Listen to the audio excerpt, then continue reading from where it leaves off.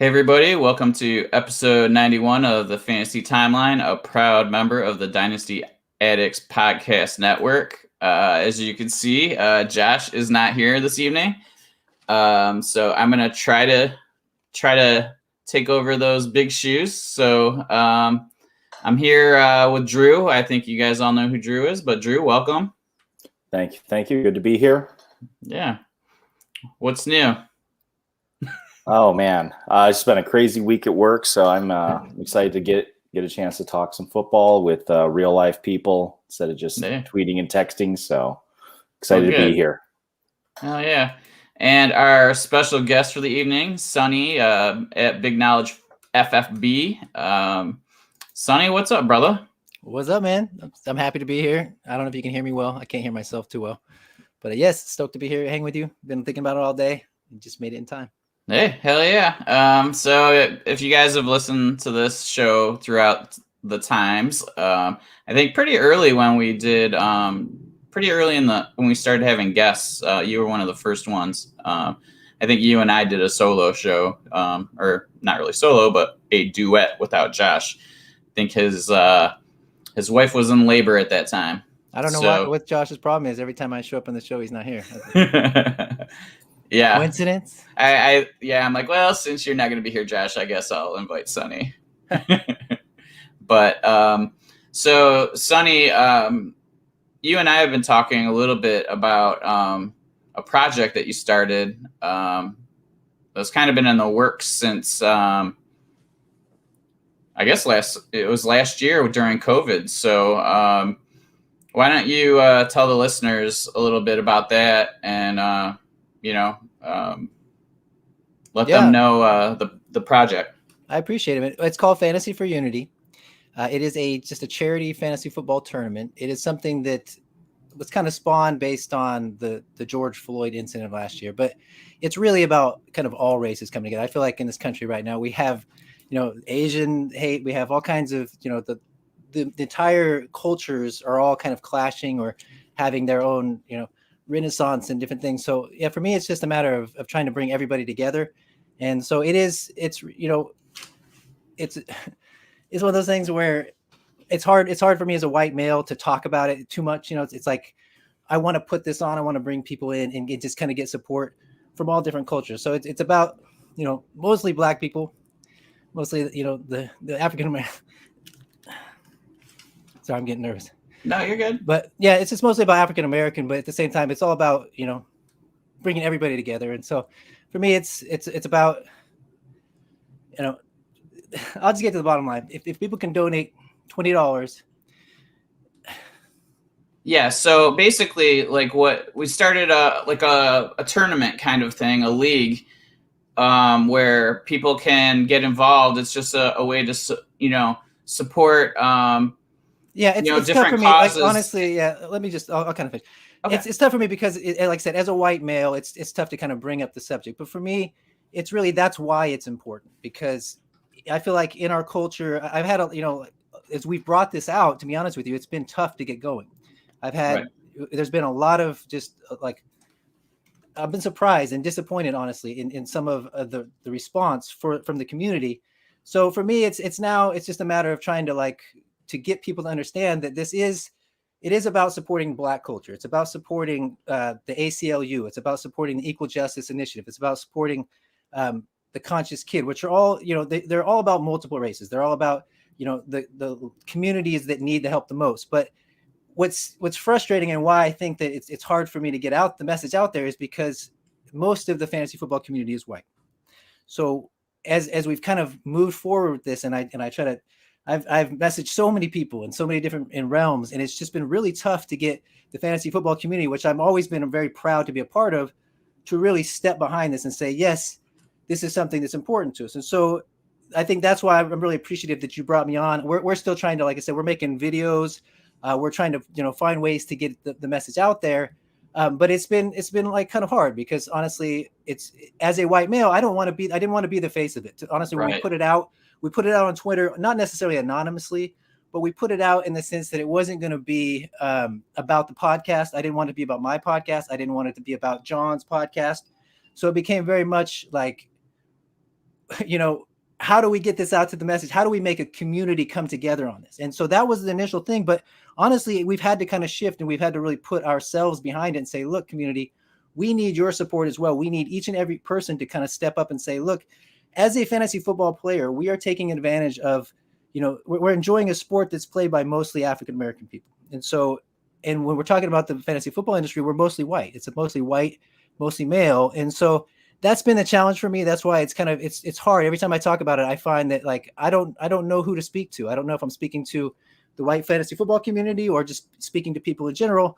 But for us, that's what we're trying to put together. My friend John June, my friend Alex, we've been talking, we've been like looking at these charities, been looking at the message, trying to like get it down to what can we bring everybody together on? What is the kind of message that, because we realize that without, in every kind of, when you start talking about ACLU, you start talking about these different affiliations, they all have different things that some people, whether it's religious reasons or whatever, aren't comfortable with.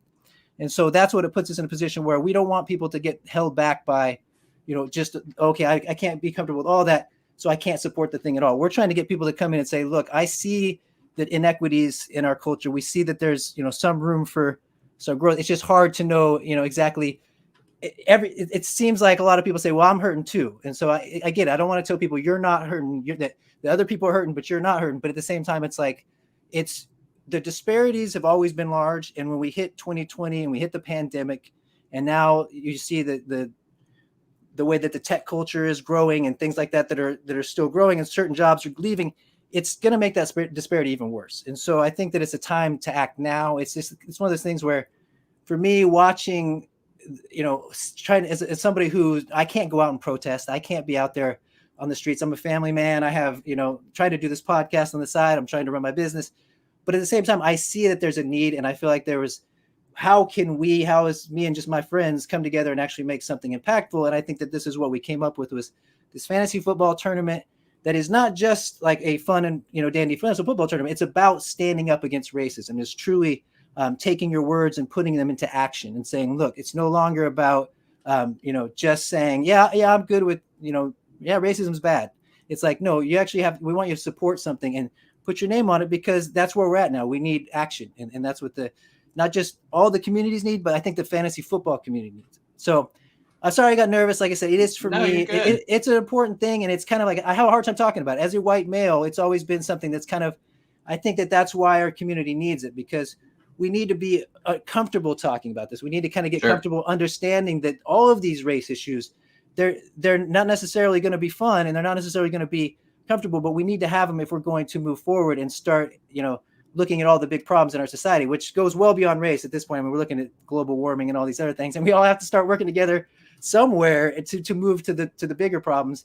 So please, if you guys want to be a part of it, it'd be really, to me, it's just, we're trying to, like, we have 20 people right now. We have just about 20 people. So as much as we want to make this a big tournament, we're the few, the proud. And so, every year I think we're looking at, okay, establish ourselves this year, just trying to get, the message out there, trying to get people to understand what we're about. Like I said, we're going to make a video so that people can kind of personalize it with our faces and see that we're just regular fantasy football guys who really see this as a void that's missing in the charity community amongst the fantasy football world. So again, if you can just donate $20, it can be more if you want, but $20 to any of the ACLU, the Equal Justice Initiative, or the Conscious Kid, and you can email it to @fantasyforunity@gmail.com, or you can email it to at Twitter, Fantasy for Unity site. The Instagram, we haven't figured out Instagram. The whole problem I have is, and it's partially on me, is that I'm just not that good at Twitter. Honestly, I've really struggled to promote this. I have no skills on Twitter, so I've tried to get it out there, but we're trying different things. I've tweeted out to athletes. I've tried all kinds of different stuff, trying to get some momentum for this thing. And so here we are. We're still that's why I appreciate you bringing me on. We haven't had that many outlets of people really pushing it forward, even with the people that have supported it in the past, or have said like, hey, I want to be a part of that.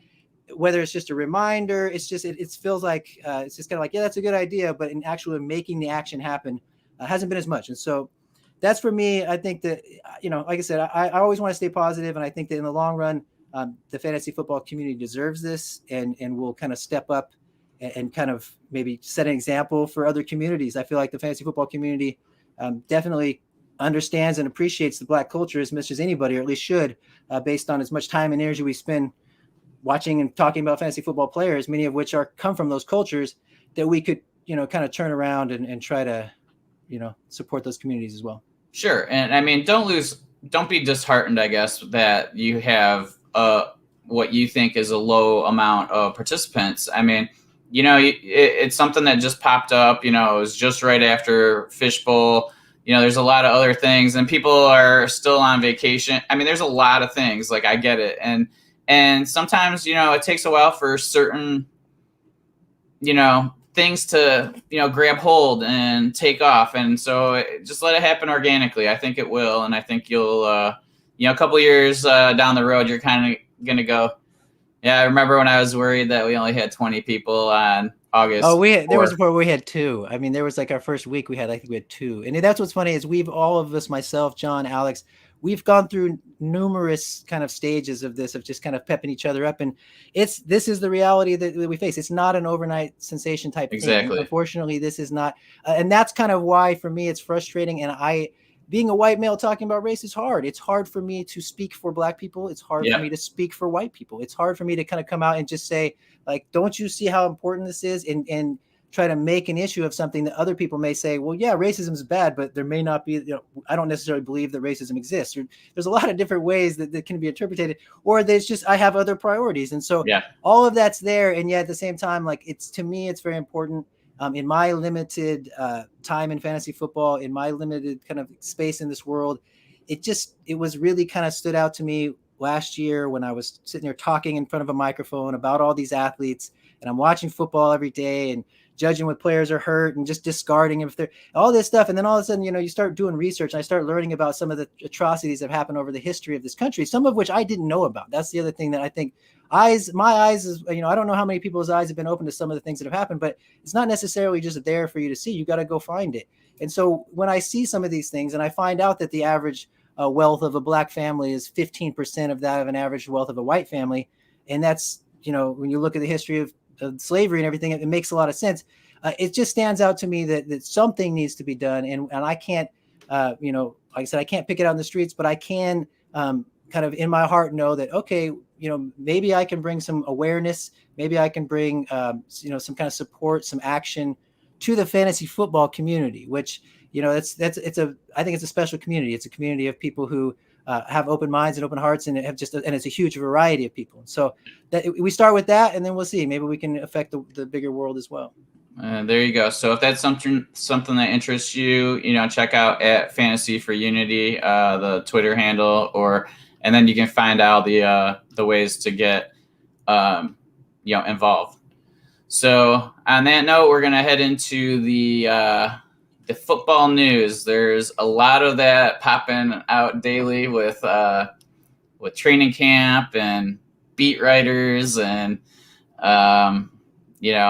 one of the topics later on is like, how do we sift through all of it? But let's look at a couple of the news topics, and I wanted to get your guys' opinions on this. Like, so the first one, of course, the big one is Carson Wentz, going to be out 5 to 12 weeks from, I think, last week when he had the surgery.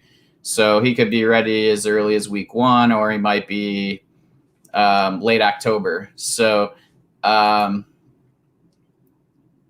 if you have Carson Wentz as one of your top 2 quarterbacks in a super flex, Drew, what are you doing? How are you handling that situation? Like, if you're a contender, how are you handling that if Wentz is your QB2?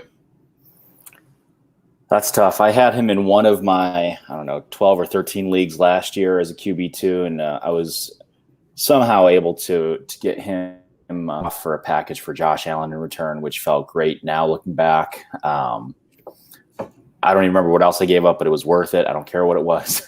But if I have him this year, I guess the silver lining is at least it happened early in the season. And, he's a talented guy. He had an MVP pace going.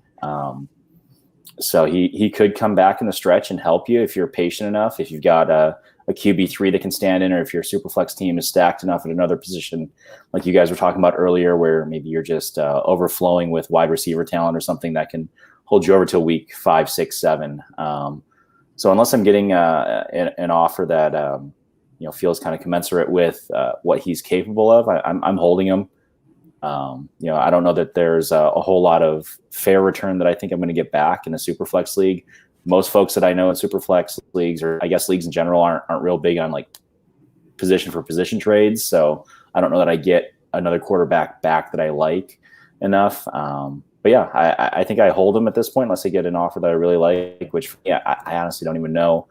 If I'm in a regular 12-team Superflex league, maybe I'm looking for some kind of a late first back or a couple of, an early second and a 23 second or something like that to kind of pack it in. And maybe I look at the rest of my roster and see if there's a couple of other big pieces I can move around to reload for next year if I really don't think he's going to come back this year. Sonny, is there any quarterback replacements that interest you? Like, is Jacob Eason somebody that you want to throw on your roster, or any of the potential guys that Indy could trade for, although they say they're not going to trade for anyone?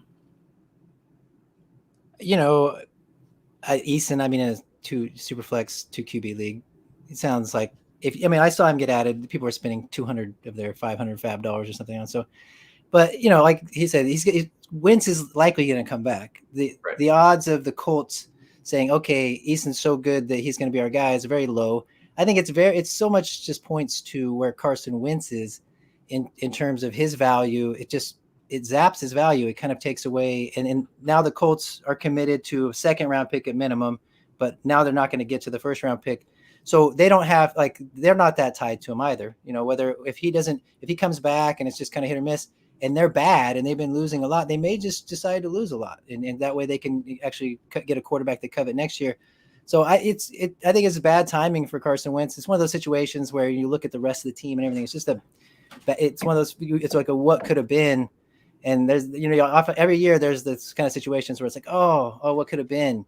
We won't know now. We will never know exactly whether Carson Wentz was legitimately terrible last year or whether he was, he could have been totally, reinvigorated with the Colts this year. Now it's going to be hard to say because it can always be the excuse when he comes back that he, his foot's still not right or whatever happens.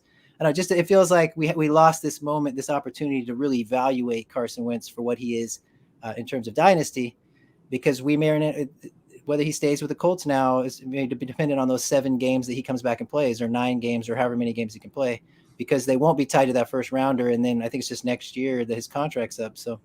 Right. Yeah. So it's 70% of the snaps is how they determine whether, if he plays more than 70%, I believe, and they make the playoffs, then Philly would get a first round pick. Otherwise they're getting a second round pick. So there's no way that it makes sense for them to just kind of go, go have surgery. We'll bring you back. That's why I wouldn't expect them to come back until like game 5 or something like that, or game 6. Not a chance. Because there's no chance. Yeah. So, how do you guys think that, we'll start with Drew. How do you think that this is going to affect, the other, position players for Indy? Like, do you think this really affects Jonathan Taylor? Does this hurt? Obviously it's going to hurt the wide receivers, but how about how it affects the run game? I've been under a rock for the last few days. Did I see something earlier today that Quentin Nelson's out for a few weeks too now, for a bit? Yeah, he didn't dress today. I don't know much beyond that. Okay. I think he had the same injury. They said some kind of foot injury. Oh, okay. It was pretty severe. And I read a list. Somebody posted a list of names of other Colts who had been injured. So it was, substantial list. It was surprising. Not great, Bob. Yeah, exactly. So, all right. Well, we're not. Gosh, what do you do with if you have Jonathan Taylor? You just got to weather it, right? Like, I'm not gonna trade him for less right now. Do you trade him for somebody else in that same tier? Just to help you this year if you're a contender or something? I don't know. That's tough. I don't think I would do that personally. I would probably just hold. There's a lot of pretty good running backs that are on crap teams. So, you just have to hope that he's one of them, right? And I would say the other thing about, game script oftentimes dictates running backs' pass game usage. And if everyone expected them to win, then everyone has the assumption that Jonathan Taylor is going to get all this touchdowns and all this. But I was surprised, maybe pleasantly surprised, for Jonathan Taylor at how many passes he actually caught last year in that offense. And if they're bad, then you would, and they have a quarterback who's not that good or not that confident in throwing it down the field, you might just find, some added statistics there just with his pass catching, just because they're losing. So yeah, I guess I wouldn't change him that much, honestly. It's more about the wide receivers and kind of the upside that they had with Carson Wentz, compared to where they might be now. I think that's the bigger concern. All right, on to the next thing. So this was as of Monday that Jameis was getting most of the first team reps, at least for that day. And they say he looked very good. How are you guys even playing this New Orleans situation? Like, are you just avoiding it? Are you just rolling the dice and trying to grab one of the two? Are you trying to get the monopoly and pick up both of the quarterbacks, Taysom and Jameis, for cheaper, and then you got a starting quarterback? Sonny, we'll start with you. How would you handle it, or are you handling the situation? You should have started with Drew. I'm so biased in this one. I am maybe one of the most biased pro Taysom Hill people you will find. I've been touting Taysom Hill for over a year, I said he was going to get the job in the middle of last year. I've been fighting, and it's partially now that I own a lot of Taysom and I own zero Jameis. I'll admit that there's that personal bias there as well. But yeah, I think that there's still a good chance that Jameis can go out there and outplay him. He has the arm talent. He throws the ball, better than Taysom Hill. But it's the idea that he throws it like that Taysom Hill can't throw a football, that Taysom Hill has no potential as a quarterback, is just ridiculous to me, especially when you look around and you see Jalen Hurts and these other quarterbacks who haven't had the chance to train under Drew Brees. And if you watch Taysom Hill and you actually see him, he can throw accurately. He can throw a deep ball. It's not beautiful. He's a little too muscular sometimes to get his deep throw off quickly. I think that's where he struggles. And then he fumbled the ball a lot last year, was really his biggest problem. But he was a winner. He had a higher quarterback rating, QB rating in his 4 games than Jameis ever had in any season of his career. Jameis leaves Tampa Bay and they suddenly go win the Super Bowl with Tom Brady and almost the same crew. And yet Jameis, when he was there, they were a losing team. So to me, it's like, I get that the love for Jameis. And I think a lot of people, it's just because they either own Jameis or they have players, they had a Michael Thomas or whatever that they were expecting to do better. And so that's the other reason I really favor Taysom now, is because you're talking about Michael Thomas being out. So what weapons are you going to let Jameis Winston go and pick you apart with when you're talking about Marquez Callaway and Deontay Harris? I like the players personally. Like, I think they're a little underrated, but with throwing that all on Jameis's plate and kind of running back what they did last year with Drew Brees, it doesn't tell me that, yeah, they'll be fine. They'll probably still be a winning team. But does it really maximize their upside the way that having Taysom kind of run a special offense where you have a quarterback who can do a lot of those things? He can still run timing plays. He can still pick you apart, but he can also just annihilate you with his legs, like very few quarterbacks, very few athletes in the whole league can do. I'm waiting to see it. I've got so many shares and I've got so many like spots, with me and you, we need QB. And then we got Taysom. It's like, oh, if Taysom just gets the job, then we don't need QB after all. So I have a lot of that where it is a personal bias for me. But I don't, I'm just not one of those people that believes that Sean Payton is like doing this to appease anybody else. Like, he's just been doing this, just to tout his ego or whatever. I truly believe that he saw something in Taysom Hill, has invested a lot of time, energy, and now money, and is gearing up to give him that shot. And so, yeah, I think Jameis is going to have to really, show up and win that job from him. And if he does, then credit to him, because he does have amazing arm talent and he has been working really hard. But like I said, I'm Team Taysom. I gotta say, I'm on Team Taysom just because of my own personal investment in it and what I think the upside is for the Saints. Like, just imagine if he can, throw the ball and run the ball. It's a lot better. Drew, what are your thoughts on the situation? I'm pretty squarely in the avoid it all at QB. I've got one of each in 2 different leagues, so I know that one of them I'm going to have an extra quarterback, which is great. And as soon as I figure out which one, I'll probably try to trade him and get whatever value back I can for him. But if I had to pick one to be, who I'm rolling with for the season, I don't trust Jameis to keep the job, even if he wins it to start. So, I'd probably hedge my bets and take Taysom and, hope that he pulls away with it somewhere. And then I have an extra quarterback for at least bye weeks. I've got Jameis, I think, in one of our super flex army leagues, and gotten a couple of offers, nothing that, my co-manager and I have been excited about. But if we get something halfway decent, I think we probably move him and try to get either some draft picks or a little bit of youth somewhere else. Yeah, I think I'm kind of in the same. I mean, I'm kind of in the. I think I'm not going out of my way to add either of the guys personally. Like, I do have more Taysom than Jameis, even removing the team I share with Sonny. But like, I do understand the intrigue with Jameis, but I think it's a little misguided because people remember all those fantasy points he scored. And I don't think that that's going to be the case with this offense. So I think even if he does win the job, I think people are going to be like very disappointed in what their fantasy points are on a weekly basis, especially with the Kamara, and that's it, right? Like that's the only offensive weapon that I even feel good about. Everyone else, there's not one player on that whole offense with Michael Thomas out that I'm even like considering putting in a flex, at this point. Like maybe that changes just because of opportunity, that sort of thing. Somebody's got to step up. But yeah, I mean, I think now's the time to actually go. If you're going to go after anybody, I think it's Taysom, just because I think Jameis is getting a little more hype right now. So you might be able to get, if you want to take the risk, maybe you don't have that third quarterback in the super flex, and it's like, okay, I'm just going to roll the dice and pay a second for one of these quarterbacks and hope for the best. I mean, it's better than a scratch off. So. Well, no, I mean, let me ask you this, both of you guys. So, if James, what's your percentage? What are the percentages you think who's going to win the job? Like, is it 50-50? Do you have a percentage you think is going to win the job? I don't think there's a high enough. Like the error rate isn't very. Like I think that it's probably pretty close. Like even if it's 60-40, that's not enough for me to make a decision one way or the other. Personally, I'm just curious. So that's my first question. My second question would be, if Taysom Hill is the starter, do you not see him as a top 5 to top 10 at the worst fantasy quarterback with his rushing ability? I don't see him as a top 10 at the worst.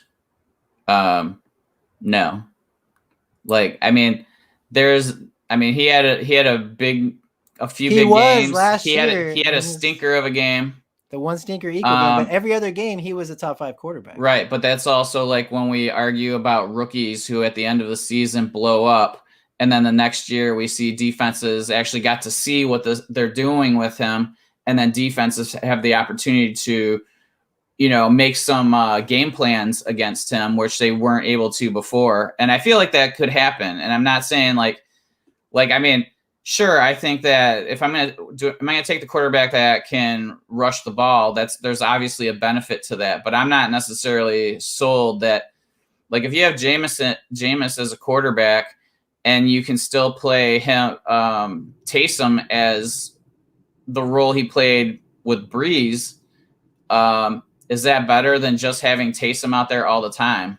I don't know the answer to that. Like, I mean, I'm not sold on Taysom. I feel like the chances of him being the quarterback beyond this season are pretty low. But if you can get enough fantasy points for him for this year, it's worth it. Like, it's kind of like Jalen Hurts in my mind.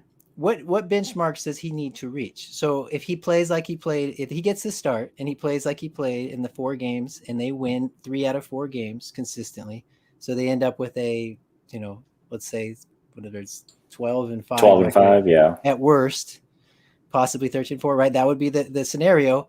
And they go to the playoffs and he's put up those kind of statistics. How can he not be the starting quarterback next year if they're a winning team? Like, I just don't. Okay. So, like, if a quarterback starts and wins 13 or 14 games, is he going to be the starter next year? So, yes. Thank you. So I don't think they get close. I agree. Though. I think the Saints are going to win regardless. I think the Saints with Jameis or Taysom are going to be a winning team. I think they have the offensive line. They have the defense that's one of the best in the NFC.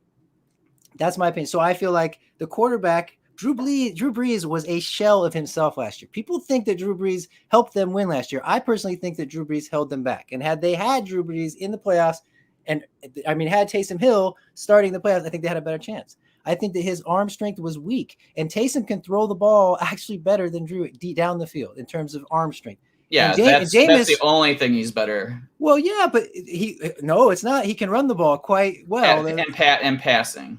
Yeah, but so I'm just saying. So when you mix all those things together, I don't know that there's that much lost for the Saints, and so I think they'll be a winning team. And if they're starting quarterback, whether it's Jameis, if Jameis wins the job and he carries them to the same, I would make the same assumption that Taysom's moving on and Jameis is going to get signed, because I don't know why Sean Payton would want to start over. He's got the team built.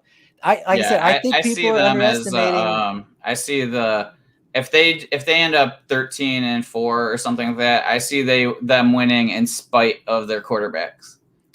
But I'm not big on water bets. Honestly, I don't do a lot of water bets or whatever, but I think that this might be a moment where we have to take this. Well, you and I just disagree on the quality of Taysom Hill, and that's okay. The rest of the offense scares me too. You don't have Michael Thomas there to at least draw something. You got Alvin Kamara, so what are defenses going to have to do this year? And that's where maybe I think that Taysom's going to be the better opportunity as a quarterback, because then you have Kamara and you have Taysom who can run, and at least you have an odd game plan that most teams don't have that will benefit your team. But does that mean that he's going to be a long-term answer? I don't know, and I'm just not sold that that's the case. So again, I'm okay adding him for the short-term expectation and hoping he hits. I'm just not sold that he's going to be anything beyond this season. But I mean, that's the beauty of fantasy football. We're not always going to agree. Sonny just left the team already in our league that we share, so he must be really mad. What are you talking about? You just exited the league. No, I'm teasing. No, I'm on Taysom Island. I'm happy to be on the Taysom Yeah, I don't think Island. you're the only one, but yeah, I mean, I'm on a rowboat a little bit away. So yeah, if I'm like I said, if I'm picking one of the two this year and I think I want to win, I'm taking Taysom over Jameis, because I don't think Jameis keeps anything. Jameis gets the job most likely if Taysom gets hurt because he decides to dive for extra yards and injures his shoulder somewhere. And as soon as he's healthy, I think he's back. Because Jameis, I mean, LASIK surgery or not, the guy first pick overall or not, the guy it hasn't translated, which is tough. Which I like the talent, and I was a big Mariota fan, so I kind of like that and whatever that's worth. But yeah, if I'm picking somebody for this year, I'll definitely take Taysom over Jameis. I feel like Jill, you're saying 60-40. I probably put it 3-1. It's like 75-25 is where I think it probably is if I were to bet on it. But yeah, long term, sure, and that's the beauty of fantasy too. There's no point for the price that you're paying. That's fantastic. Yeah. So, So, all right, let's get to what we've seen on the timeline. So here's the first tweet from Mike Randall at Randall Rant. It is absolutely a factor in my drafts whether a player has been vaccinated or not. The reason, per the rules, they are likely to miss fewer days if vaccinated than if they are not. We won't know the vaccine status of most players, but it must be considered in seasonal leagues. So the question for you guys is, are you going to change how you draft this season based on the information if you do know a player is not vaccinated? And if you are going to, maybe draft somebody a little bit later because of that information, how much do you actually weigh that information? How much do you drop them? So, Sonny, why don't you give me your opinion here? It's interesting. I don't know. I haven't seen the big list of, kind of waiting it out to see, because I'm sure there are some players who are probably still deciding, or they haven't disclosed. I heard Dak hadn't disclosed, which to me is saying you haven't done it. Yeah. If you're not saying. Well, Lamar was one of them. Because he is on the get COVID 10-day. last year. I think he got COVID last year, and it seems like he got COVID again this year. And then Kirk Cousins, I believe, is one. So there are some guys out there that I think Beasley isn't. Yeah, Beasley and the Hopkins. Those are the two that I'm teasing. I know that, but so just point being is like if let's say we have a list of 20 fantasy relevant. You're talking redraft, dynasty players. Yeah, I mean, obviously in dynasty, it's not that big of a deal, right? Because this is one, hopefully 1 year. But the rules are this year. Like, are you going to drop those players some just for the potential that they might miss multiple weeks instead of maybe no weeks for the same prognosis? Probably not for the best players, but like if you're kind of deciding between, I mean, like Kirk Cousins or whatever, it's like he might drop a little bit if there's another comparable guy. I don't see it like dictating too much because you're trying to win. And when you're thinking about winning, especially in redraft, you're just trying to get the maximization of your draft picks, and you're going to assume that you're going to lose some to injury or to something else. And so I just wouldn't want to start compromising on the talent just based on the potential for them missing time when there's a lot of potential for people missing time, and the vaccinated, I guess, it would come into play if, like I said, if all things being equal, I'll take the vaccinated player. Drew? I have a hard enough time keeping up with all the other crap that's involved in fantasy football, that the vaccination piece, I would agree. Maybe I take a second look at somebody that I have in the same tier, but I'd be more inclined to avoid Carson Wentz next year in redraft based on his injury history than I would be his vaccination status. Yeah, I think that this went. I don't think any of us are answering differently. I agree with you guys. I think that, again, within the same tier, yes, I'm going to pick somebody over the person potentially. But yeah, overall, you're right, Sonny. It's all about grabbing the best talent. And hoping for the best regardless, like it's so much luck involved anyway. You just got to hope somebody doesn't get COVID during the season. Hopefully that player is responsible enough to know how to avoid it. So, all right. I will say for position players, I might be more apt to pick up another guy down the depth chart. So I'm thinking about like Cole Beasley, makes me more excited to grab Gabe Davis late.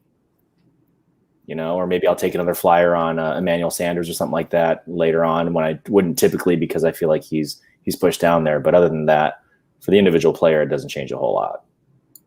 Yeah, I gotcha. When you're taking a flyer, that might be a little bit of a bump you wouldn't typically expect. Maybe that's the tiebreaker for them instead. So, yeah, I gotcha.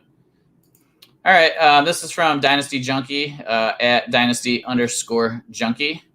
I think we know that fella, but he asked us to rank these tight ends for Dynasty.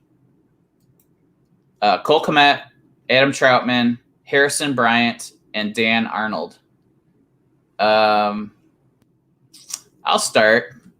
This is it took me a second to think about it, and the way I kind of went is like who kind of flashed for me. So like for me, the two players that flashed the most were Cole Kmet and Harrison Bryant. And I feel like, Cole Kmet's pretty much the tight end one this year, I think. So I feel even though he's got a rookie quarterback coming in and all of that, he's going to grow with him. And I feel like Cole Kmet's the first guy I would want on that list. Harrison Bryant, I just like, he showed really well too. And he's playing on an offense that's typically going to be running two tight end sets. I think at the highest percentage of any team in the NFL. So totally fine adding him as my number two. Then it's Troutman and Arnold. I mean, Arnold's been everywhere, and he's never stuck. He started out as a wide receiver, kind of transitioned to tight end. Everybody's excited about it, and then he pops for a game, and then that's pretty much it. So I think Troutman, just roll the dice on Troutman. Hope he falls into the situation of being one of the top three targets in New Orleans. But I'm not going out of my way to add the number 3 or number 4 guy in this list. The other 2 guys that I'm happy to have on my roster. So how about you, Sonny? So I just like Troutman. I think that for some reason he stands out to me as the guy that potentially could have the highest upside. I think I'm with you on Komet. He's kind of the second one for me, but for some reason Troutman to me just feels like when we're thinking tight ends, we're thinking guys who can actually make it into those top 12.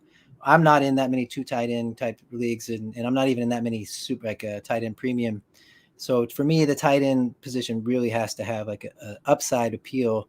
And like if you're talking redraft, I might actually lean towards Komet, although I don't think any of them would really be that appealing for your first tight end. Right.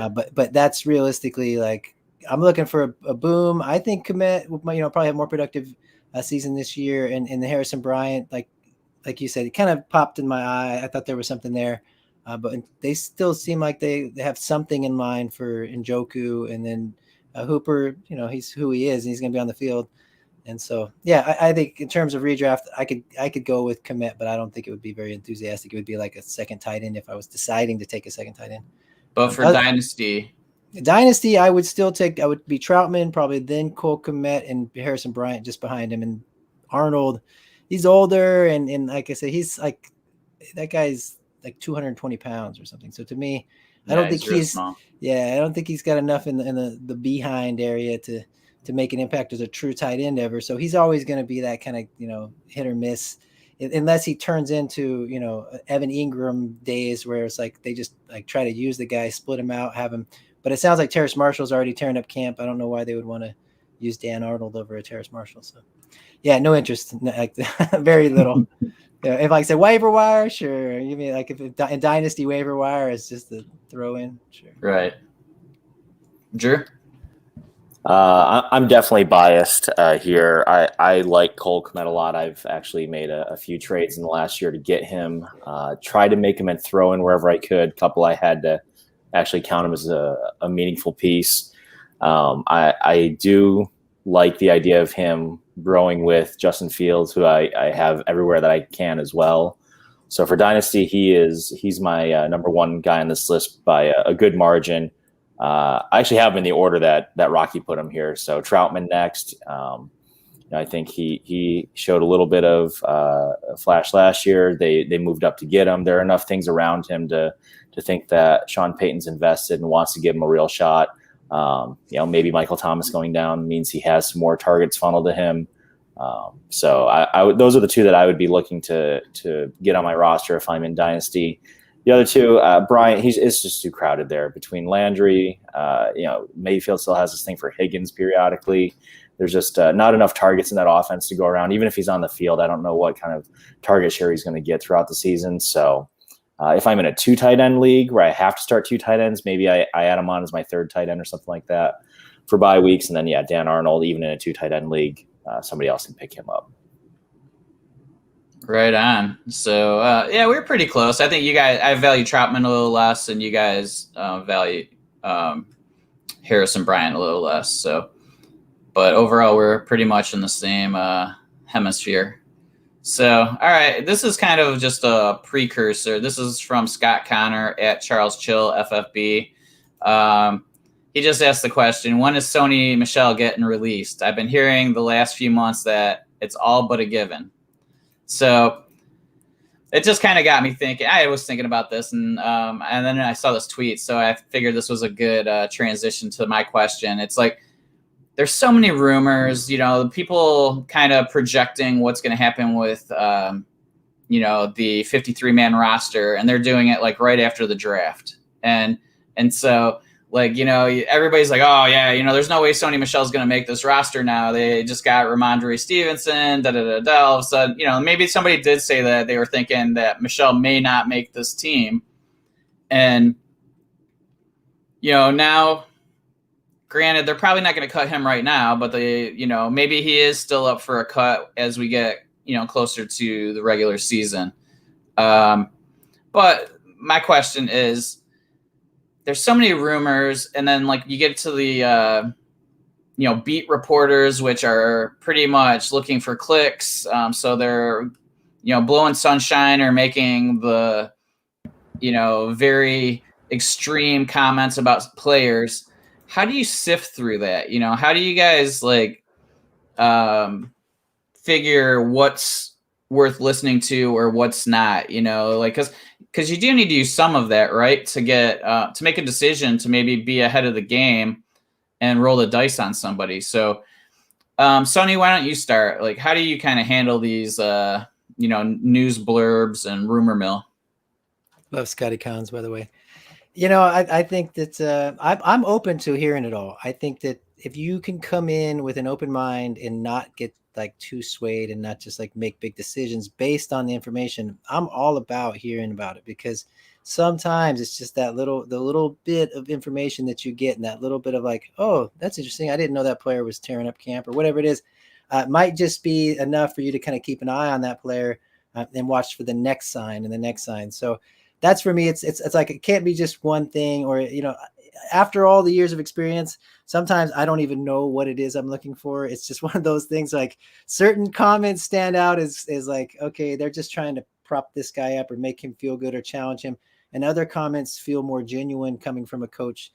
So I like to hear the comment. I like to hear the person speak. That's more important to me sometimes than reading a quote, because quotes, it's someone sends you a text and they all however, there's so many ways you can interpret the energy of that text. So that's the same way for me. It's I feel like there's good information to be had out there. I think smart people pay attention. I've had friends who play fantasy football who literally don't pay attention to anything. And sometimes at the end of the day, they were the smarter one, because they just didn't hear any of the mess, came right back around and pressed the button on the guy that they, it's they didn't hear the full circle mess that went on. So they didn't get distracted in all the different directions. And they were at the right finish line when they needed to be. But I still think that, I'll take my chances. There's no way I'm going to just close my ears and say la la la la during all the information coming out. So you might as well just embrace it at the same time. Gotta be wary. You're just going to have to, trust your gut. I've been misled, but for the most part, I feel like I don't put too much on anything. I'm not making major changes to my teams or to my process based on a little bit of camp news. But sometimes, if it's enough, if you'll start to see something or hear something enough, then it's just what else can I do? My gut's telling me this needs to move up. This player needs to move up.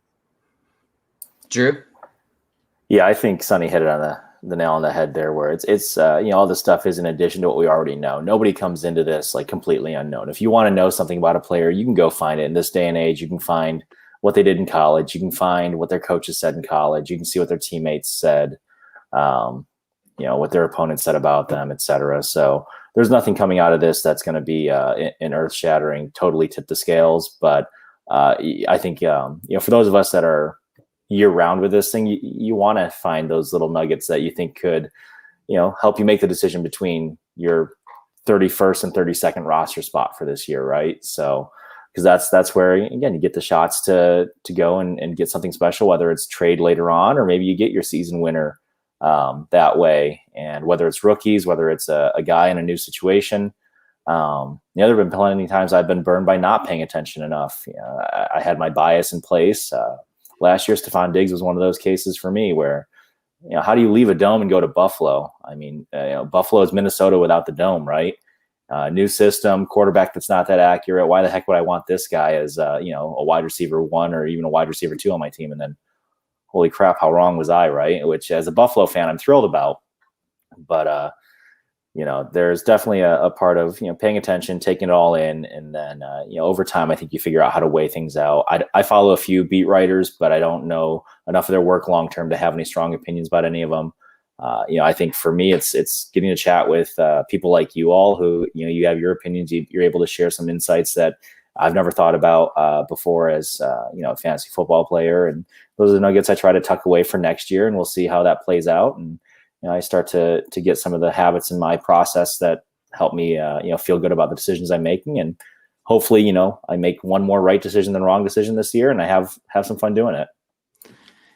Yeah, I think the part where you said, that decision between the 31st and 32nd player on your roster, I really think that's where I use this information the most. It's okay, I got to make a cut.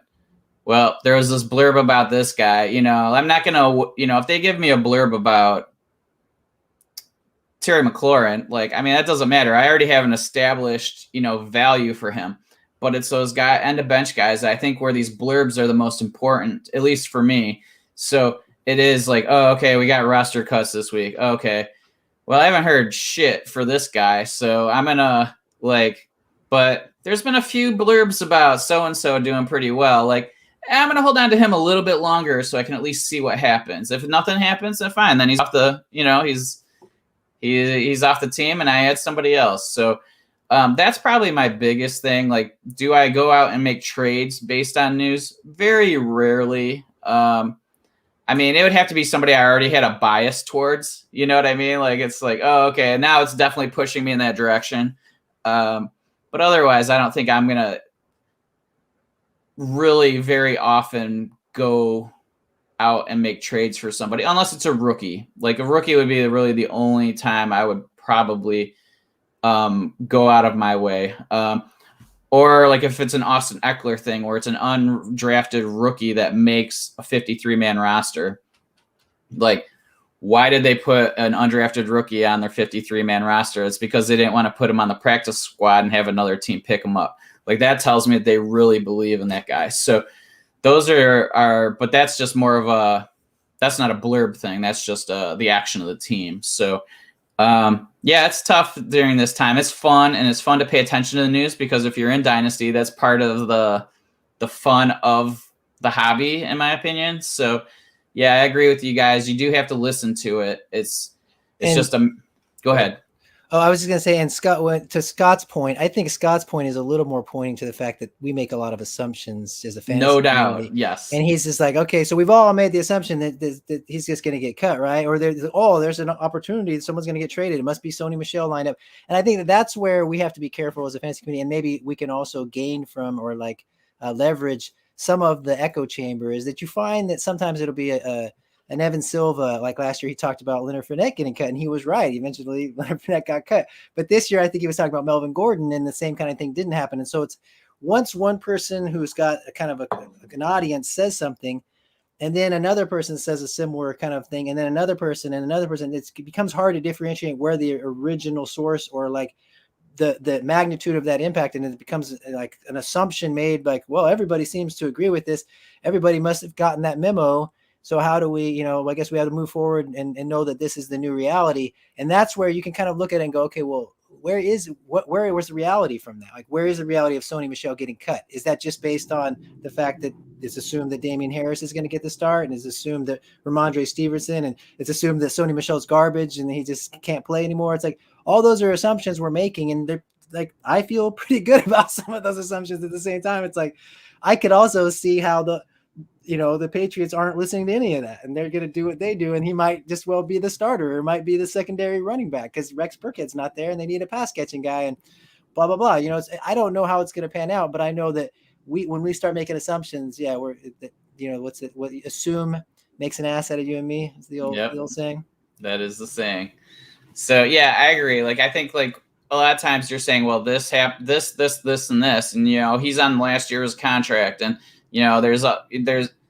you can paint the picture or, tell the story that this may happen, but there's a lot of things that have to happen. Like, if this, then this, and, if one in the chain breaks, then, there goes that theory. So yeah, it's something that we got to be wary of, but enjoy it, man, and maybe you hear you get beat writers. And if you hear it from multiple writers, that's another thing I'll put more stock in. Like, well, here's another report about Elijah Moore. Right.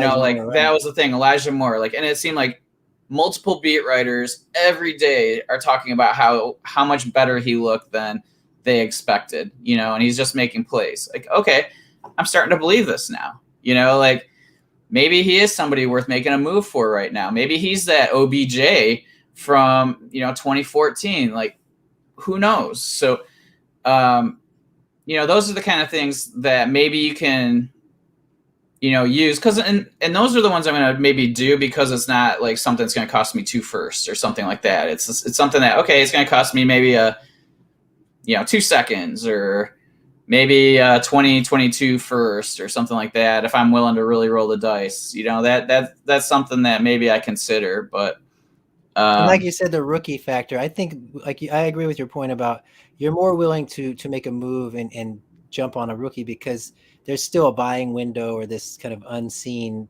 untapped potential that doesn't, until people see it on the field, it's almost impossible for them to give it credit unless it's like a Jamar Chase or somebody who's highly drafted. It takes a little bit, but yeah. The New York thing is interesting to me too, though, because the argument could be made that just the fact that it's in New York and all the New York beat reporters got to talk about something that other wide receivers might not, in the smaller markets, might not be getting the same kind of buzz just based on the fact that they're a smaller market. Yeah, totally. So I remember Rashad Perriman last year was getting some hype with the Jets. It was like, oh, Rashad Perriman's killing training camp in the Jets. Yeah, well, it's like that. Don't be jealous, all you NFL fans, that the Lions have him now. What? Oh, that's right. Hey, until I see his quads, I don't believe. You're right. Yeah, right. I know it's quad-centric league now. It's all about the quads. Did you see? I saw guys with like short shorts pulling them up. All the players, they're no doubt very aware of what people are talking about because all of a sudden they see players walking around with their quads all sticking out and everything. It's like, come on, but yeah, you gotta do what you gotta do. Yeah, why not? Yeah. All right, so I'll talk about this real quick. But so I made a trade today in a 14-team super flex. I think I'm a contender, but I got an offer for Davante Adams being sent my way. And, I feel like I'm okay being a little aggressive. It would really help my team. Wide receiver is probably my weakest position for Pitts and a first, which was obviously way too much in my opinion. So I was kind of like, he was trying to get Pitts and my first, and he might add something. I'm like, I'm not giving up my first. So it ended up coming down to where I gave him Pitts and a second, which I believe is going to be a late second in a 14-team league for Davante. It's 1.5 tight end premium. I do have Mark Andrews, so he would be my starter instead of, and who's to say Pitts would even have been my starter. So it was probably a little bit of an aggressive move on my part. But I feel like my team at every position was good, and I felt like I just needed one of those elite wide receivers to really make my team a real contender. Was it a good trade or a bad trade? Go ahead, Drew. If you win this year, it's a great trade. Right on. Yeah, I like it. I think the Pitts hype is out of control, and I'm trying to figure it out because I'm not going to get any shares of him. So it's a matter of how do I rationalize this one? Because I can't take him at the number 1 or number 2 pick in any drafts. If I have that number 1 pick, I'm probably going to just trade it out if someone will give me. I don't know. I just haven't found myself in any way that I'm going to get Kyle Pitts, and yet I see some of the intrigue. But you're talking about Davante Adams, who, aside from Stefon Diggs last year's major, it's pretty much Davante Adams looks like he's going to be the number 1 wide receiver. I can't.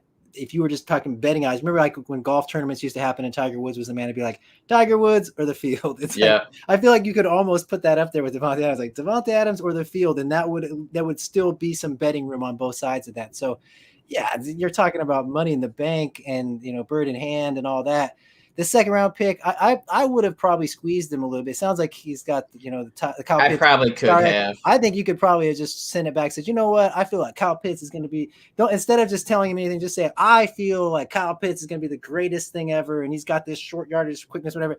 If I'm going to give him up, if I'm going to give him up, I want Davante Adams straight up, and you might have just been able to claim it. And otherwise, then you can make that decision from there, how much you want to add to it. But that would be the one thing I would suggest is just based on the fact that the guy was coming after Kyle Pitts, which is the rookie, which is the coveted, the unknown, and he could break out. You're getting this window to get Davante Adams, regardless of what Kyle Pitts does in year one. But the moment he hits that field, now he better produce like a Davante Adams, or it's not. It was going to be, and he's young. There's still a potential for win. I've had this debate with Scott Connor. We were talking about. I just can't because I actually started Dynasty Football in the Eric Ebron draft class, which was OBJ, Mike Evans, Eric Ebron. And I took Eric Ebron and I was like, my tight end is set for good. I'm going to draft him and then I can worry about. And it's like looking back, it was like that just doesn't work. I mean, look at the number of freaky athletic tight ends every year that comes out that was a wide receiver or a basketball player or some kind of freaky guy that plays the tight end position. While Kyle Pitts is better than all of those guys and is actually tight end, how much better and how much of a guarantee does all those skill sets make for him to actually be successful on an NFL field? Like the Saints defensive end, Cameron Hayward, or what Cameron, one of the guys said, basically like he looks a little light in the rump, and that's why I just talked about Dan Arnold. He's not prototypical tight end size. He is a wide receiver tight end / hybrid, and we've seen with Evan Ingram, we've seen the NFL just doesn't come in and say, oh, you get to dictate to us what you're going to be. It doesn't work that way. You're in the big boys club now, so we're going to dictate to you, and you're going to have to make some adjustments. And so that's where I'm curious about where Kyle Pitts comes in. We don't have that issue with Davante Adams at all. Well, and then what's the likelihood of him being positioned to wide receiver? Like, let's say they end up moving him out to like take over for Julio, right, or something like that, because everybody's comparing him to Calvin Johnson, right? Like a lot of people have said. So it's like, okay, well, if that's what happens, does he all of a sudden get classified as a wide receiver? Then you lose the benefit of him as a tight end. Like, I mean, I'm not saying that's likely, but if they move him outside, remember that it benefits him to be classified as a wide receiver. It doesn't benefit. We talked about with Jimmy Graham fighting to be a wide receiver. They made this argument. It was a really good argument made by Witten or some of the guys that did the tight end camp thing. They basically said, like, look, we're expected to block defensive ends like a left tackle, and we're expected to play wide receiver position like a wide receiver. And both of those positions get paid 15 to 20 million, and you want to pay us 10 million to do both of their jobs. Right. If we're elite. Yes. And so that's a very good argument. I just don't see why he would allow them to move him outside without wanting to be classified as wide receiver. The Evan Ingram thing is like the only one I could see recently that fits. And maybe the Darren Waller, and Darren Waller's play is a tight end, you know, and the team wants to keep him at tight end. And I think that's where his best path for success is playing the Darren Waller. And that's where I think that if that happens, he's probably worth the payment, but it's close. You know, it's like, it just depends how quickly it happens. If it happens right away and he's out there at 21 playing like that, and you've got him for the next 10 years or whatever, then okay. But I don't know. I've seen so many times where tight ends just get injured. It's a tough position to play. You're blocking, like they said, defense. You're blocking on the offensive line. You're doing a lot of things to put your body through the rigors that you see Gronk, you see all these guys take the toll on their body. It's just hard for me to believe that he's going to be worth, when you talk about Davante Adams, the reason Davante Adams is on the field is to score fantasy points, essentially. Yeah, it's a tough spot. You're going up against linebackers and safeties all day. You know, the athletic freaks of the opposite end too. So, yeah, I've got him in one league, Kyle Pitts, and I am very tempted to try to convince my co-manager to put him on the block here as soon as we see a highlight reel or two from preseason, and see what kind of haul we can get. Because even the elites, over time, it takes them time to develop. Doesn't matter how good they are coming out of college. Most of us didn't see Kelsey or Kittle right away. You know, some guys that maybe did pay attention to the beat writers, or, were on campuses watching workouts and stuff early on, maybe had a beat on that. But even then, they still had to be patient to watch them develop into what they are now. So somebody wants to sit on him for 2 or 3 years and pay me Davante Adams in the meantime, I'll take the points. Yeah, that's the thing, right? Like, I have multiple. I think I have maybe 4 total Pitts shares, and so I felt like, okay, this is fine. But people are paying crazy money. Like, I mean, my buddy is in a contract league, and somebody gave him Mark Andrews and 2 firsts, and the chat was destroying my buddy for giving Pitts up for that. Like, that just shows you where people's mentality is for Pitts. Like, now I'm going, damn, I should have asked for something on top of Davante. You should have gotten the first with Davante. Yeah, like when he called me today and he was like, hey, what do you think about this trade? And I was like, well, let me tell you my trade. You'll feel a lot better about yours. Like, I mean, it's crazy what and granted, every league's different, of course, but like, it's just, people are really believing the hype. And like, I believe he's going to end up being a really good tight end. Is he going to be better than Kittle? I mean, that's hard. It's hard to buy, you know, like.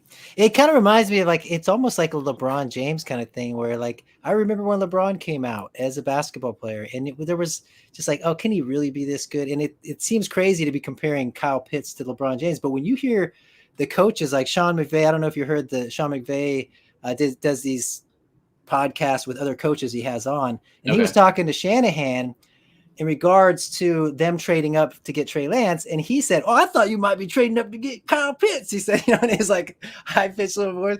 But the fact that they both even talked to it was a part of the conversation, like trading 3 first-round picks to go up and possibly get Kyle Pitts was a possibility in Sean McVay and Kyle Shanahan's mind. Just shows the kind of player they're talking about. And he was taken at 4th overall, taken ahead of Jamar Chase. And so that was, I think, one thing that kind of stood out to me because before I was like, I'm taking Jamar Chase ahead of Kyle Pitts no matter what, because Jamar Chase is a wide receiver. Wide receivers are meant for fantasy points and tight ends, we just don't know, blah, blah, blah.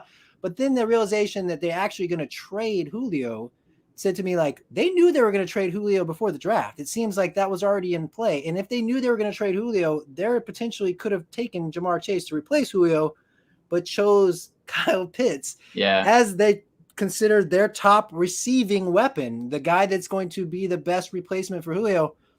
It's a good argument for Kyle Pitts. It's hard. And then you got the zeitgeist and just everybody jumping on, and it just pushes.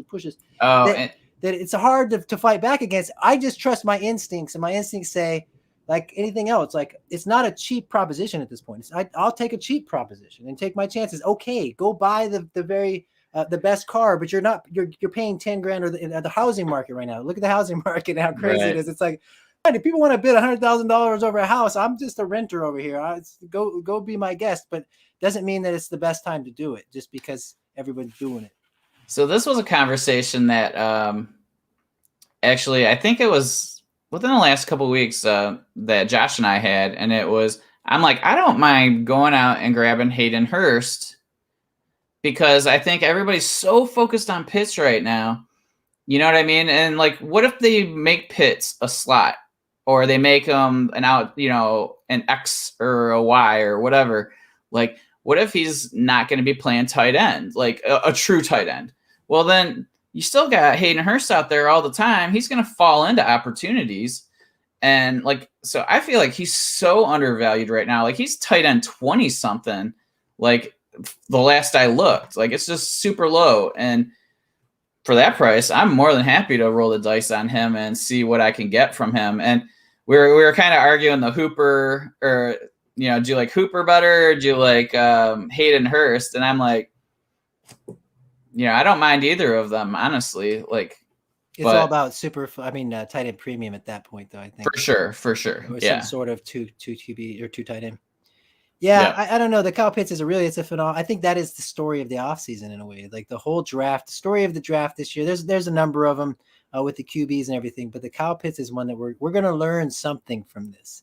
Whether it just steers us all wrong for the future. Like he comes up and he's just immediately, it's Jeremy Shockey's first years and just blowing up as a tight end, which in those tight end premium 1.5, if Matt Ryan just decides this is my favorite wide receiver and he comes out of the gates as a rookie, then myself and other people who have faded him are going to go, okay, well, you're right. At the same time, it's like I feel comfortable making the bet I'm making, which is just not betting on him, not paying the price for him, and accepting whatever comes my way in terms of other tight ends and stuff.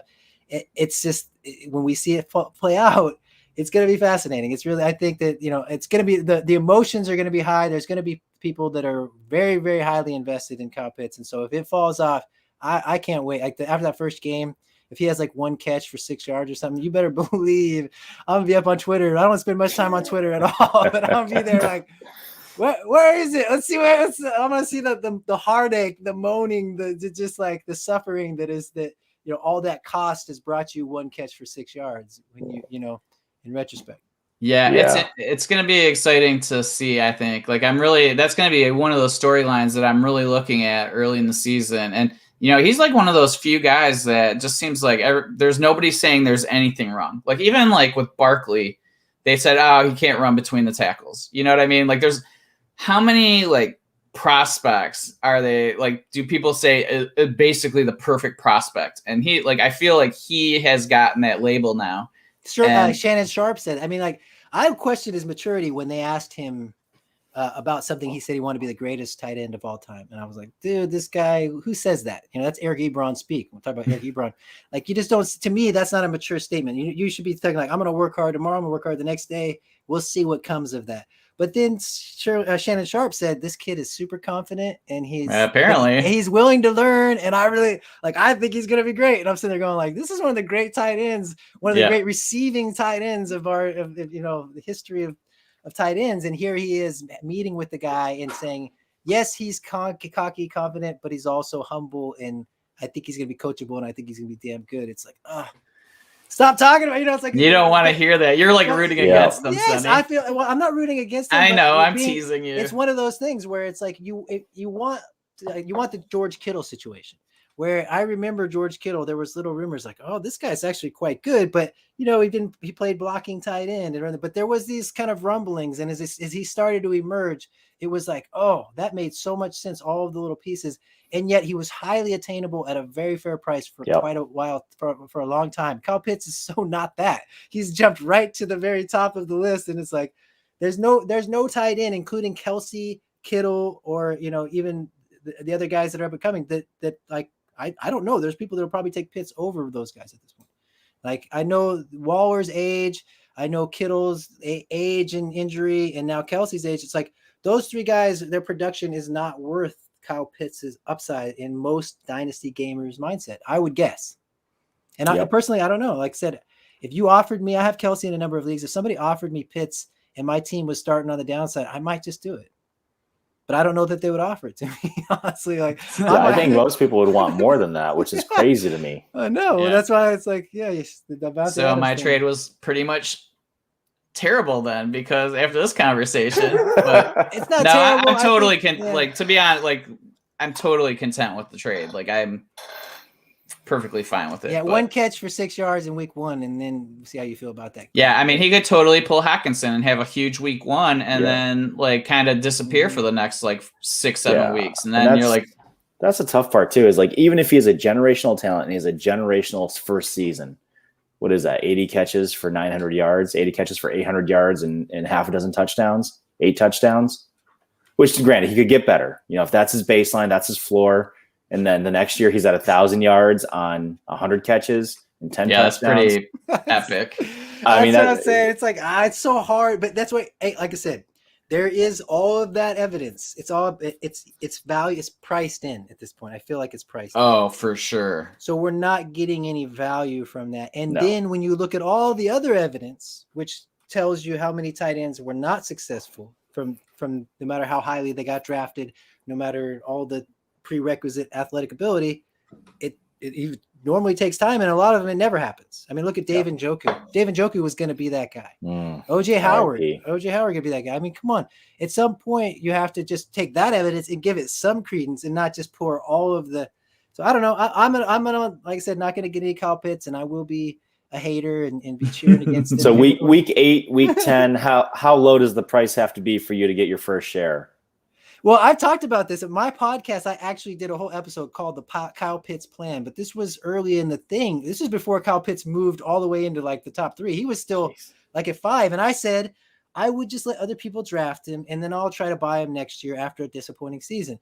But then I think Scott Connor and other people made a very good point, which is the amount of capital people have invested at this point, there's just not, you're not going to be able to wrangle them from next year. They're just going to be holding on dear tight. Yeah, exactly. Like if a dude just paid like 3 firsts for him, like, like no way. That's what people are paying. Mark Andrews and 2 firsts. I mean, you're not wrangling him at all. Like, that guy's just going down on the ship with him, That's how I feel. So now I've just kind of accepted the fact that, hey, this guy could very well be a dynamic, game-changing tight end, but nobody's getting their hands on him for a value that's going to be game-changing. That's when you look at dynasty football or fantasy football and everything, it's all about what you give up and what you get. And so the way you beat other people is by getting a position advantage that you didn't have to pay that much for. And so running backs are ones that you can usually do that with. There's a lot of positions that are a little easier to do that with. Unfortunately, with a tight end, you might just have to pay up. But at what point and what cost and what risk. Like at least with Kelsey, unless he gets hurt, what you're getting, you're getting that. There's almost no way he's not producing for you. With Pitts, there is a complete future that doesn't even resemble any of this in terms of production. But again, it could be completely, mind-boggling. Like, oh my God, he's just every game is Matt Ryan's favorite target, and there's Kyle Pitts, and you watch the highlights. But again, this is another point I'd make that just anti-Kyle Pitts is that 2020 was 2020. They played like 8 games, and they played teams that weren't that great. And so yes, he looked. The talk of his 2020 tape is like, there's never been a player that dominated the way he dominated. But remember, he was playing against players that weren't necessarily, the best teams. And it's just, to me, COVID has created a lot of dynamics that we don't know. So can you tell me that he played a full season in 2019, right? And nobody said his 2019 tape was the best they'd ever seen. He got much better into 2020. Some of it might be he improved, but some of it might actually be that the competition wasn't quite as good. In 2020 was a harder way to judge how his skills are going to translate into the NFL. That's got to be taken into account. I think we talk about COVID.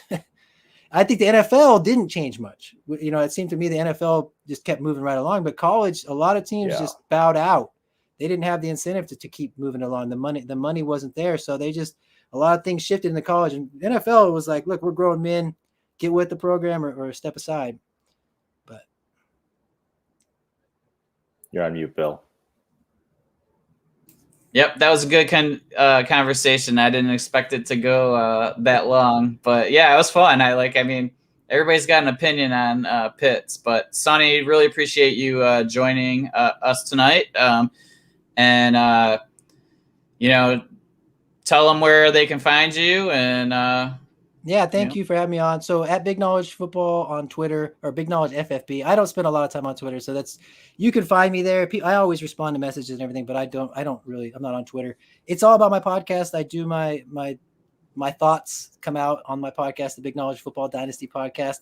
And it's all about Fantasy for Unity right now. Honestly, like this year, I have put a lot of attention and a lot of my energy on trying to promote this thing and just try to make something out of this, because when I think about the dynasty football world and how much content is out there, and I just think about like what I want to provide to the fantasy football world, I don't know how long I'll be doing podcasting. Honestly, I feel like I've always had good ideas and I've always had thoughts, but it's getting harder and harder to really, make an impact and find a way to, because I do this for fun.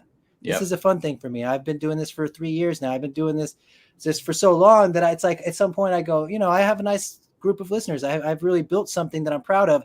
At the same time, like Fantasy for Unity is kind of what I feel like is my next stage, just because I feel like the fantasy community needs to kind of come together in different ways. Like maybe next year, I'm seriously thinking about putting together something for global warming, because I feel like when you see all this flooding, you see the world, like now I'm more inspired by doing things to better our world, and just to take a look around and go like, I'm almost 45 years old.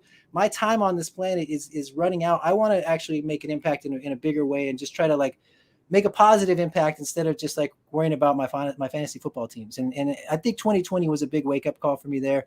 So I do still have I get moments of inspiration with the fantasy football, and that's where I kind of put it out on my podcast. But I'll be honest with you, if you really want to support me, check out at Fantasy for Unity. Like I said, just be a part. It takes a $20 donation to any of our causes, and we're everybody gets in the tournament. We're not like trying to be picky and choosy. We want, if you're willing to donate and support our cause, then you get a spot in the tournament. Fantrax has been nice enough to sponsor it and put it on and say, look, it doesn't matter how many people you get together, they'll cover the cost of it. So that to me is great, and we're just trying to get, like I said, to build something where that brings people together and kind of appreciates what we have when we're watching football, and we're watching all these players who come from communities that are different than a lot of our own communities. And to me, I think that's a big part of it. And Drew, obviously I'm not sure what your heritage is, but to me, I think it's not just about black and white, even though it's kind of like, if you see my shirt, it's got the black and white, and it's that's kind of where it was based on. But to me, it's about all races and unifying all cultures. I feel like our society is just, it's gone a little crazy lately. And I feel like I can only come from a position of just wanting to try to heal, trying to allow other people to heal, and trying to get other people to come together and see each other for, all the positive things about each other, and stop fighting over such nonsense when we have, like I said, a planet that's in turmoil, and we have a lot of other things that we could be focused on and a lot of positive ways we can go. And so that's kind of like I said, fantasy unity is not just about race. It's standing up against racism, but it's also bringing races together and just bringing everybody together that have that kind of mindset of positivity and caring for each other, as opposed to being selfish and trying to be afraid of each other. Yep. So if you're interested in joining, you can donate directly to the causes, and then just screenshot it and send it to the at Fantasy for Unity account or the email or whatever, and then you'll be entered. So yeah, we're responding. It doesn't go. The money doesn't go to Sonny and then they do it. It's you do it. It's going directly to there, and then they'll take care of the entry stuff later on. Yeah, we're not collecting any money. It goes straight to the charities. For us, what we're just trying to do is facilitate the kind of the opportunity for people to give you kind of something fun as a reward. I mean, how many what do they call the best ball tournaments? How many best ball leagues do you really need to join? When in a way, the best way you could say thank you to some of your favorite players is by donating something to a community, to kind of support the communities they come from, and also getting to play fantasy football with that in mind. And so to me, it's like, it feels so right to me that there should be something in terms of this kind of community coming together and supporting the communities that actually football is mostly played by. And like I said, I don't know, I may not be the perfect person to spread the message. But at the same time, like, I'm willing to do it. And that's how it came. That makes you the perfect person. That's kind of how it came about for me. It was like, listen, I don't see the message out there. I don't know how else I can have this idea and not pursue it. And so, like I said, my podcast has taken a little bit of a backseat this year, and partially because of Fantasy for Unity. And moving forward, like I said, I've always just wanted to give my listeners whatever kind of inspiration I have, something to try to think differently or try to like move people out of the box, out of that normal echo chamber. So that is something that I always try to do. And so sometimes I won't put out content just because I'm not trying to just put out content on a weekly basis. I try to wait till I actually have something I want to say, and then I go from there. So that to me, like I said, is part of what I'm doing. And then now Fantasy for Unity is become a bigger part of what I'm doing. And I think that's, like I said, something that's important to me, and I think should be important to the fantasy football community as well. No doubt. So yeah, everybody, thanks for joining us. I'm not going to go through the whole spiel that Josh does. Drew, you got something? Yeah, I was going to add on here. I really appreciate what you're doing, Sonny. I don't know if it's age or having kids myself. There's definitely that reflection on, mortality. How much time do I have left? What am I really leaving behind? Whether it's at, my job, whether it's with my family, of course. So I message you on the side. I want to be number 21. So I'll awesome. make a donation there. But for the listeners here, anybody that listens to this, hit me up, and I'd love to get 4 more people and get a nice round 25 in here. So I'm gonna EJI is who all my Amazon money goes to, since I've linked that up. So I'd love to commit $100 tonight to get 4 other people and myself included, get you 25 people. So awesome. You let me know who the next 4 people behind me are that send you a screenshot, or that say, they want to be in if they listen to the podcast, and you can count part of my donation to 4 more people that want to be in with you this year. Hey, that's awesome, Drew. And I'll add 4 more, because I'm making a big donation, and I've actually had some guys that I know that kind of are strapped for cash, but showed interest last year. And so, yeah, so then that's great. You throw 4 in and I'll throw 4 in. So the next 8 people who listen, 12.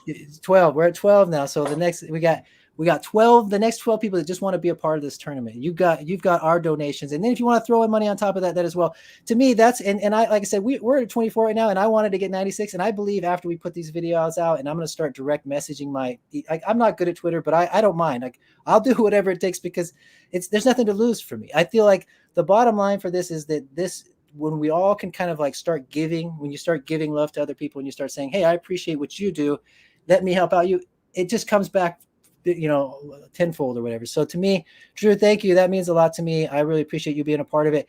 And I love that you guys, Bill, it really meant a lot to me that you invited me on. You said, even if you don't come on, send me a video about the thing.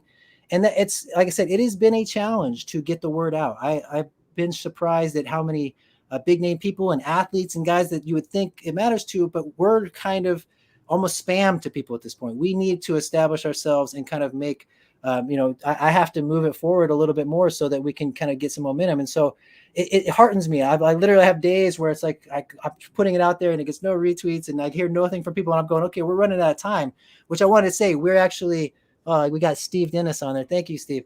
We are actually going to extend the date from the 15th to the 23rd. I've just been emailing people today just to make sure it's okay, because we're trying to buy more time. We're trying to get a way that we can promote this a little bit more. And we're going to accept and be happy with whatever we get, because honestly, it is just a matter of moving that boulder a little bit at a time. That's a big boulder. And to us, we didn't have, I don't think we ever had like huge expectations. But I'll admit, like I said, I've had my ups and downs, where days where I'm just going like, come on, fantasy community, be a little more self-aware of what we actually do every day and how we own players and we do all this trading and stuff. Those things, whether they don't mean anything or not, if you don't respect the culture and the history of our country and don't see how it all ties together, I think we're missing something there. And so to me, like, it's hard to talk about. It's hard to bring other people to talk about, especially when, like I said, I don't have all the experiences myself. I can't speak for every single culture and every person. I have to just kind of try to speak for myself and what I see.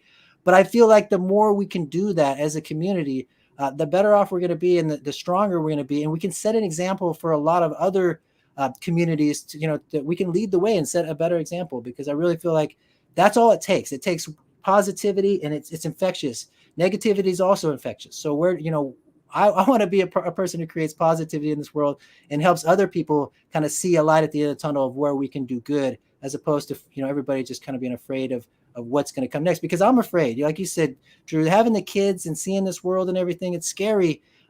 If you're not scared, you're not paying attention. And honestly, like, I feel like every day I look around, when you read the news, it's very scary stuff. And so my feeling is not to just go, okay, well, I'm just going to have, we just have to accept the world it is. And it's like, no, this is where we have to start making decisions one at a time to make a better world.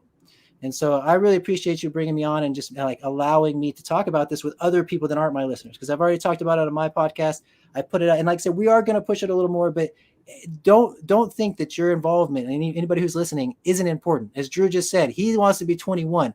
I've been putting this out for weeks, and we've got 20 people who signed up. And so to me, that's the thing. But 20 is good. I'm happy, because those 20 people, some have donated large chunks of money, and people have just, they've put their heart in it, and they were happy to see that we're doing something. And just that itself like gives me strength. It makes me feel like, okay, all this is worth it. Every day we're going to put, and we have a guy that's a black owned business man who actually helped us do the logo, and he sells the shirts on his site, and he gives $5 to them. So we're, to me, it's all about like trying to create positivity through multiple communities and trying to do it the right way. And however that may be, and trying to be fluid with whatever may come. So part of that is just getting the word out and trying to, see what comes from there. So thank you, Drew. It really means a lot to me that you started that, because now, like I said, 12 people, just email me. You want to be in, we'll take care of the donation. And like I say, if you want to donate on top of that, by all means, please, because there's been other people who wanted to donate, but they couldn't be in the league. They just had too many leagues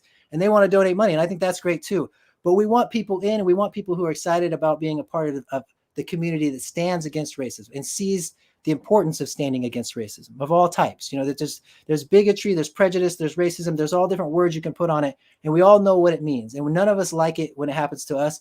And none of it, nobody like really out says, okay, this is good for our world, but it still goes on. And I think that's where it's like, how do we, kind of like, how do you create an environment where it's safe to not, to just live and not feel like there's people out there that can, are actually cheering against you? Well, in Fantasy for Unity, to me, you're not joining this, you're not donating, you're not becoming a part of this unless you really care about all people of all races. And that's what I want, is a community of those kind of people.